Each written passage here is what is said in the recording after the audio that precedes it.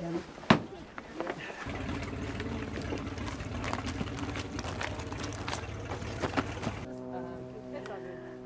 I'll do a quick overview of camp etiquette as we sit up here. And our goal, of course, while we're here is to really, be here, occupy the space while we're here, cause no problems, leave as if we were never here. Leave no trace. That's our objective. The camp itself, our stools, our tarp, food stuff will all be down there. So that's almost 100 meters from our tents. It's a really nice distance. Gives us a little comfort that if a bear does wander through camp, that it's going to mostly be interested in food items, food-related smell. The camp itself, in terms of bear safety, I would not expect to see a bear anywhere around here. There's really no reason for him to. However, having said that, last year we arrived and there was a bear scat right in the woods, and we probably moved the bear off the beach just as we came in. So it doesn't mean it's impossible to happen. If you do see or hear something that you're concerned about in the middle of the night, it's probably going to be another tent partner, up rustling around just to take a pee or something. But if you are concerned, then poke your head out and have a look. And if you see anything, just yell bear and get other people up around you. The bear will just move away. It's much, much, much happier if we would stay out of its way and it stays out of our way. We do not tolerate bears in our camp.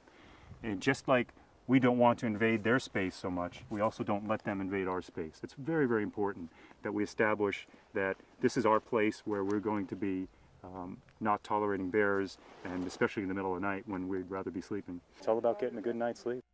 My name's Brock Fries, and this is my second year up in Alaska. I kind of I'm a clean slate as far as grizzly bears go. I'm super excited. I love camping and being outdoors. I've done that my whole life, growing up in a rural setting, even in Illinois. But this is a whole new ball game with apex predators and these huge animals. So it's going to be interesting. I think my learning curve is going to shoot right up. Wait a minute. Wow.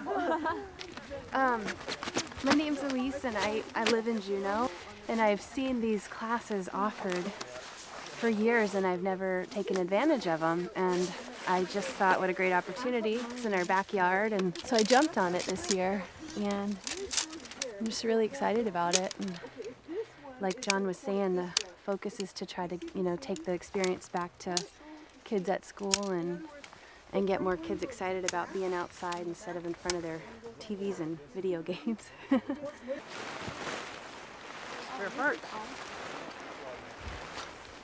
Which way do you want to look? Oh, this is. Yeah, I think they have two doors, so which one? I think this is the back. I'm Allison Smith, and I'm from Juneau, actually. I was born and raised in Juneau. I teach first and second grade. In math class, I make up a lot of problems that are related to my own life. And at least in the math context, my students have told me that they really like it when I give them real life stories and real life problems. And so part of my motivation for coming out here is to have more real experiences to share with my students. It's an IQ test, and we're faring somewhat. What tent is that? Well.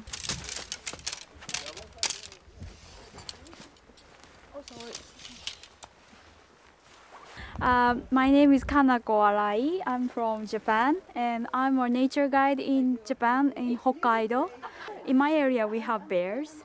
So I wanted to know how they manage the bear and how they guide in a bear country. And what's your first impression on seeing the land here? The scenery is very different, totally different from Japan, but the fauna and flora is pretty similar to my guided area. This is Maizuru in Japanese, but I'm not sure the English name.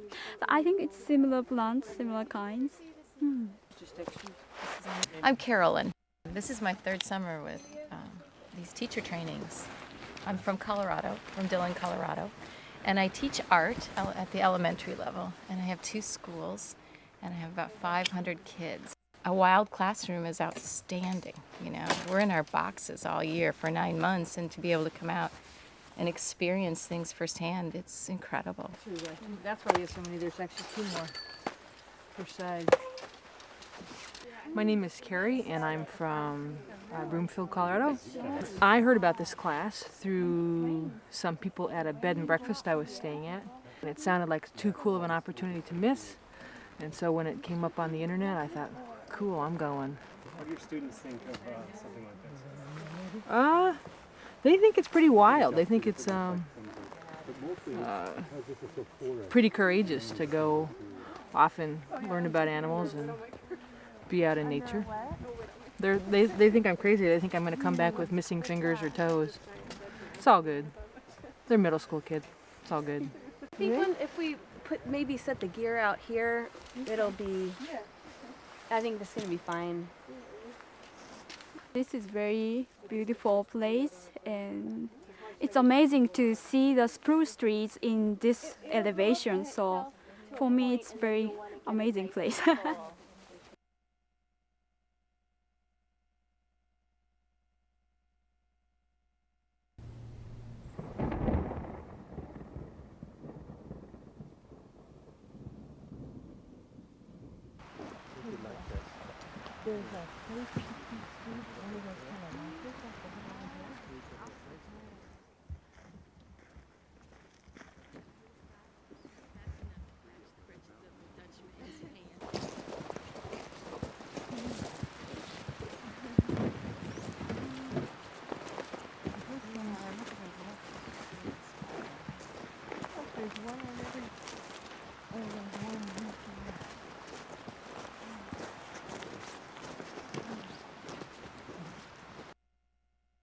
How much interaction do campers have with the bears here?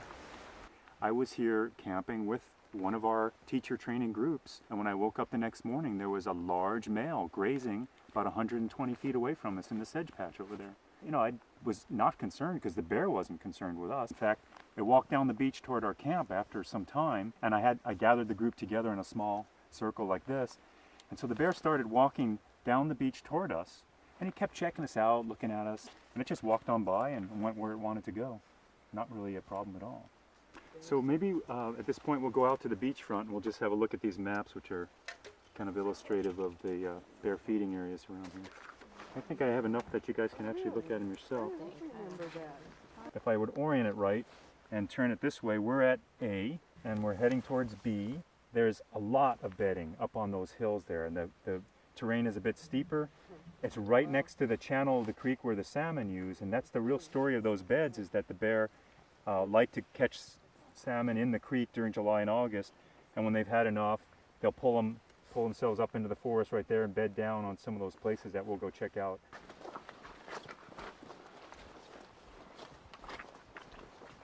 And we should find a few day beds right along this zone. And here's one that's a little old, but it's a good example. Again, right below a big spruce tree. It's just a shallow depression here. Hasn't been used at all this year. What I always do is I look for the big spruce right above a steep hill and just look for a depression right along it. Here's a great example. See, there's your little belly depression there. Be nicely cleaned out later on in July or August. Big piles of scat all around here. There's trails leading in from multiple different places. One goes right down the creek, another one goes that way in here. Maybe one coming down from above. So do they use this over and over again, the same Yes. bear? Thank you. Like Well, I don't know if the same bear does. Oh, To okay. be honest, I can't tell you if that. But I definitely come back to these same little benches below these spruces every year, and I see the same result. And do they scratch on the trees around them to Sometimes. communicate, or is it other trees that they use Sometimes, for but not so scratching? much. Not Yeah. near their This beds. isn't a place. This isn't about marking. Okay. This is more about snoozing. You know, resting away from the competition corridor, which is right down there. There's more beds just continually all the way up this creek. You know, it's the same kind of thing every 15, 20 feet.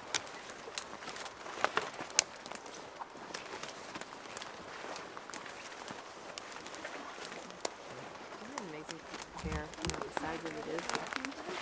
Go through this stuff.